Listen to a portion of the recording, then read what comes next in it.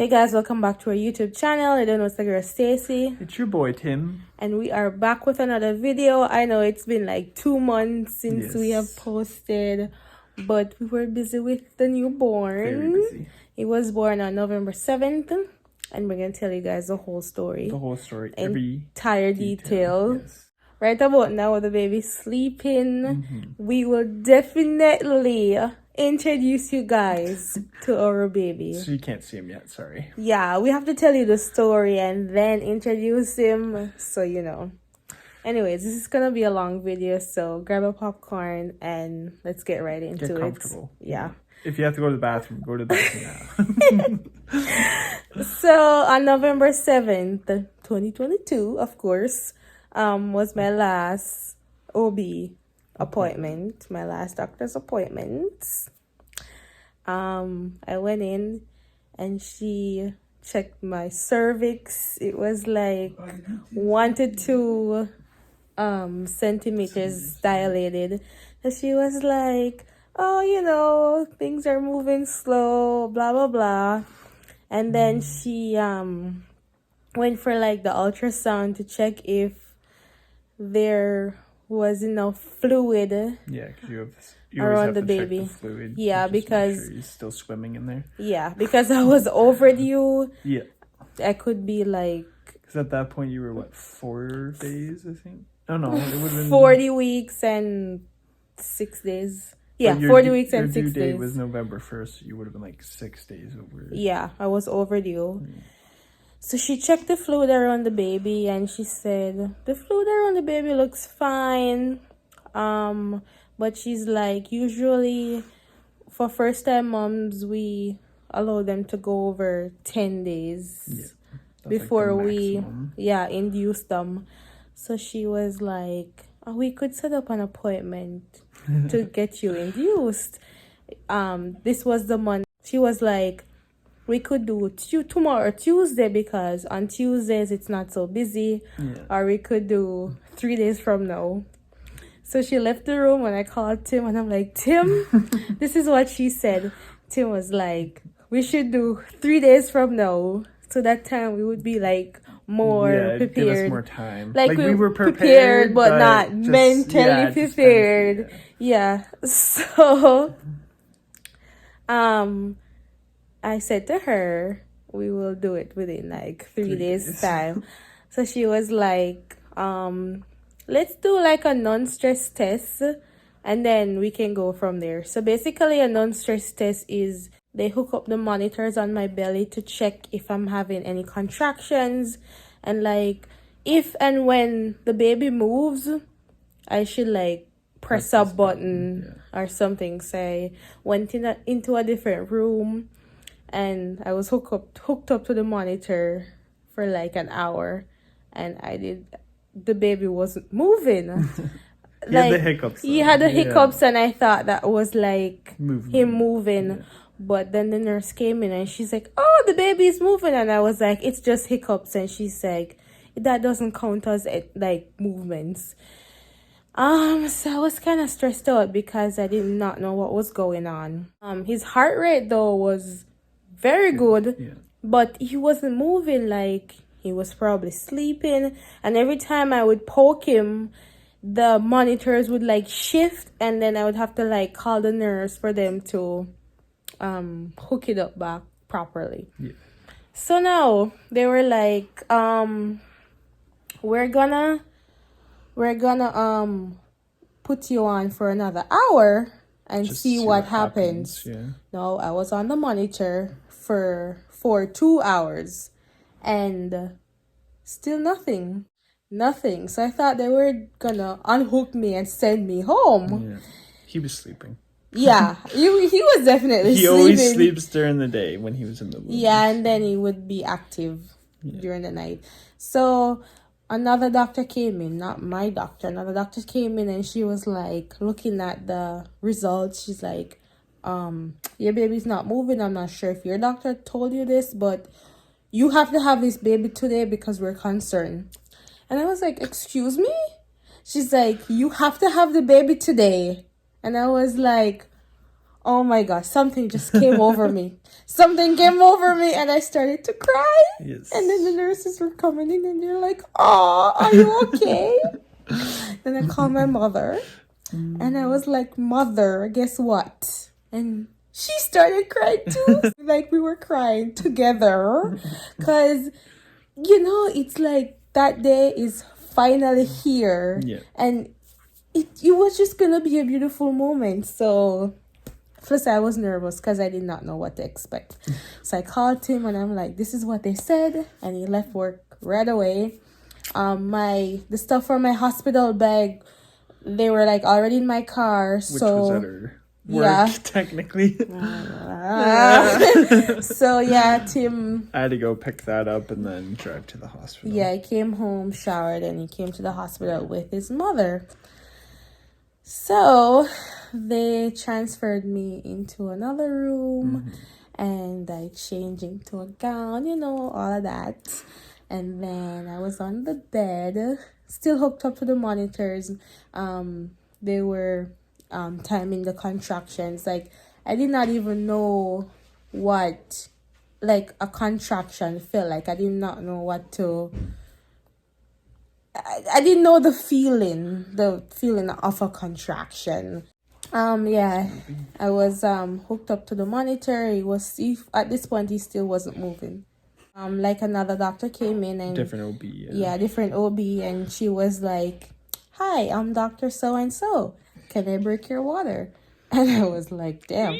Like she asked so nicely, but it's such a horrible thing. But she asked so nicely, so she used this crochet looking hook and it took her like a couple tries to find the right spot to pop the water. Anyways, she found the right spot. It hurt. She popped it. It was like I am peeing like myself, like a waterfall.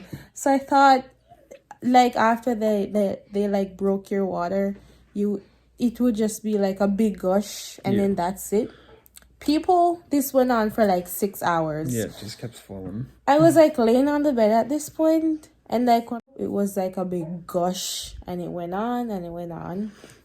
I got hooked up to like IV, which was very weird. That was my first time having like IV and stuff.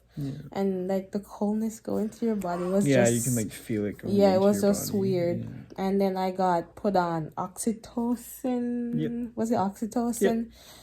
They started me off on the lowest dose. So oxytocin is basically to help get with the contractions going, I was doing so well with my contractions. I was living my best life. I had a comb that I would squeeze every time I would have a contraction. We were playing cards. I was on my yoga ball bouncing around. Things were going slow. And then the nurse decided that she was gonna turn up the oxytocin. And when she turned it up, the contractions were more painful. Boy, I was winning at card games, but at this point, she was winning. I had to like stop playing cards and like literally focus on the contractions. The other thing though, if like next time when I'm delivering on my day of delivery, I will definitely eat something before. Yeah, she didn't eat before she went to her appointment because she was going to eat after, expecting to go home, and then... My appointment was 9:30 in the morning and I didn't eat anything. And I got stuck at the hospital. Yes. And all I could have was water, ice and popsicles. Yeah, popsicle. I was starving. Where was I in the story? So... Contractions were becoming more painful, so they were like, "Do you want anything for the contractions?" We have laughing gas, which it's not laughing gas, but it is like extreme amounts make you laugh. So laughing gas or morphine or epidural. So I'm like, I do not want the morphine and do not give me the epidural yet, because I wanted to see how well I could manage the contractions before I requested the epidural, so I got the laughing gas. So every time I would have the contractions, I would like breathe in and breathe out. Like I would like focus on my breathing. It didn't really help me like a ton, but I was on that. And then after like 4 or 5 hours, they checked me. I was 4 centimeters after like 4 hours going through hell. Listen, these contractions were coming on every 2 minutes for 4 hours, and I was only 4 centimeters. So I was like, no. I am not doing this. And like the OB kept pushing. She was like, if you want epidural, you have to tell me now so I can call the other doctor to. It takes about an hour when you call them usually. Yeah, so they called the other doctor, and he was with a patient, and he was like, yeah, I'll be over shortly. I don't know what happened to me, y'all. Like, I was there on the bed. I started to get chills out of nowhere. I had a fever. Came on so fast. It came on suddenly. My temperature was over 38. Like I said, I had the chills. I was covered in like 6 or so blankets. Yeah. And then the OB came in and she's like, Can't have so many blankets. Take the blankets off for her. She can't have so many. Yeah. Blah, blah, blah. And then just before anesthesiologist came in, I threw up. I started puking because I was like, Tim, I'm getting sick. And then he came over with the basin. So I feel like this was like just her body letting her know that this is her like pain threshold in a way, like because they were getting really extreme, the contractions at this point. So like and so I started throwing up. Nothing. I didn't have anything in my body because I didn't eat anything. And then the doctor came in and he was trying to explain to me what he was going to do, but because the contractions were so painful, I was not even listening. The only part I heard was, whenever you're getting a contraction, let us know. So because some of the process, you can't move. Yeah, you can't move. Anyway, so they raised the bed and I was like sitting on the edge, and I was kind of like leaning forward with a pillow. I had a pillow. And so I went over that, and this is where shit hit the fan. So he told me I was gonna feel a little sting, guys. That was the worst thing. Just a little pinch. Little pinch. Yo, guys. He told me if I wanted to use the laughing gas at this point, when it was administering the epidural, I could use it. And I had my face in the laughing gas like this, and I almost passed out. Yeah, she was like just going and going and going, and it was like, you have to give yourself a break. Yeah, I was like, oh. So he put the epidural in, and I was laying down. I was still feeling the contractions, and then all of a sudden I was numb from the waist down. Yeah. The nurse came with like ice pack to like test it out, and I could not feel anything. I was numb.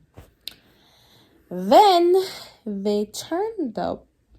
Turned up? Yep, turned up. Turned up the oxytocin to the maximum. Within, like I said before, my mother-in-law was there, but because things were moving so slowly, she went home because it was like, I think 9-ish at this point, or 9:30-ish. Yeah, so she was there since like after 12 in the day. And they turned up the oxytocin. I was there chilling. I wasn't feeling any pain from, like, when I got epidural, I wasn't feeling any pain at this point, but I was feeling the pressure. So every time I would have the contraction, I could still feel the pressure. Yeah.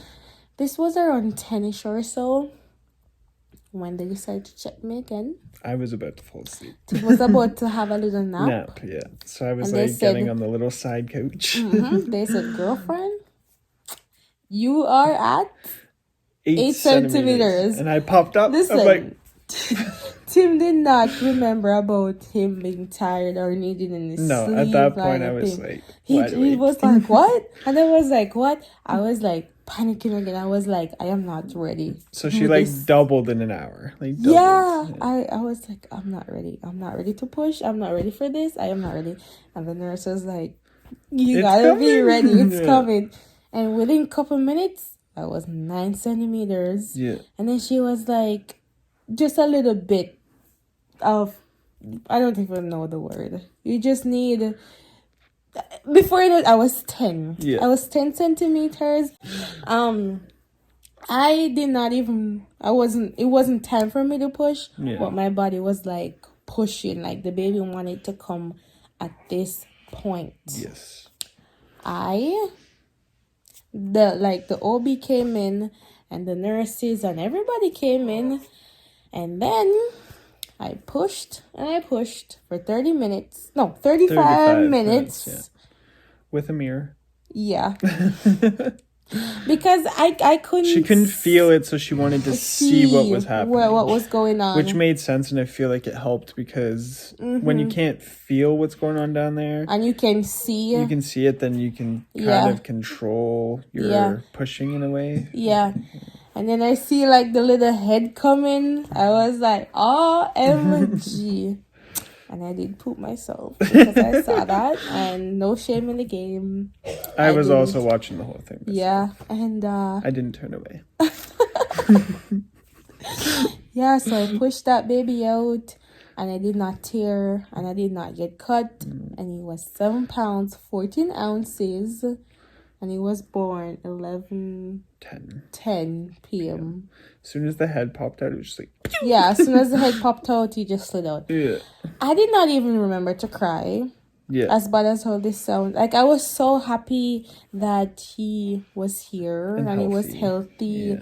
And when they put him on my chest, I was like, I don't even know how to react. I checked his fingers to see if he had 10 fingers and 10 toes. Yeah. I was like, wow. And I just couldn't stop staring at him because he was so beautiful. Yes, I know you don't call boys beautiful, you call them handsome, but listen to me when I tell you, our boy, he was beautiful. So beautiful. Still is. And he, like, you know, sometimes in movies when babies pop out and they don't cry, so you have to like tap them or whatever, and they start crying. Our boy started crying right away. And then he opened his eyes like shortly after that. When I looked in it, like, his eyes were blue. They're blue. It was unbelievable. They're still blue. Exactly. I can't explain that feeling. After that I was done. I was so weak. I didn't have any food in my body. I just pushed out a baby. I don't think you really ate that night. No, I didn't. We had a few snacks, I think. Yeah, but I didn't really eat that night because everywhere was closed at that point. Yeah. And like earlier, they had put like a catheter. I had a catheter in, and after I delivered, they took out the catheter and said that after I pee or something, they would take like the IV out, something like that. So I peed around 3:00 that morning. Because we didn't get much sleep that first night. Yeah, we didn't get much sleep. And then the nurse came and then took the catheter out. He did not sleep that night because obviously he's not used to it.